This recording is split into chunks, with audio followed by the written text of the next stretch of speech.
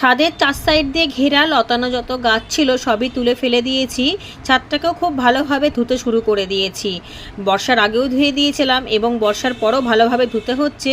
আমার ছাদ ধোয়া হয়ে গিয়েছে, এটা পাশের বাড়ির ছাদ। টুকটাক সারা সপ্তাহে ফুল ঠুল পড়ে, সেই জন্য সপ্তাহের শেষে জল দিয়ে ঝাঁট দিয়ে ভালোভাবে ধুয়ে পরিষ্কার করে দিই। এবার সমস্ত লতানো গাছ এক জায়গায় জড়ো করে রাখবো। যেখানে গ্রো ব্যাগগুলোকে রেখেছি তার মধ্যেই চাপিয়ে দেবো, যাতে বৃষ্টিতে ডিকম্পোস্ট হয়ে গাছের খাবার হিসাবে মাটির মধ্যেই রয়ে যায়। মাটি রয়েছে যেহেতু গ্রো ব্যাগের মধ্যে। আর এই জালটা কিন্তু অনেক পুরনো জাল, বেড়া দিয়ে দিয়েছিলাম বিড়ালের জন্য। ভীষণ বিড়াল উৎপাত করতো, প্রায় 5 বছর টিকলো এই প্লাস্টিকের বেড়ার জাল। এখন আর এর মধ্যে কোনো জড়ই নেই, তাই ভেঙে ভেঙে পড়ে যাচ্ছে বলে একেবারেই তুলে ফেলে দিলাম। এবার এই লতানো গাছগুলোকে ছাদে রাখা গ্রো ব্যাগের মধ্যে রেখে দেবো। বৃষ্টি একটু কমলে সমস্তটাই কিন্তু ততদিনে ডিকম্পোস্ট হয়ে মাটির মধ্যেই মিশে যাবে। বাকি যেটুকু ডিকম্পোস্ট হবে না সেইটুকুনি বেডের তলাতে দিয়ে দেবো, তার উপর মাটি তৈরি করব।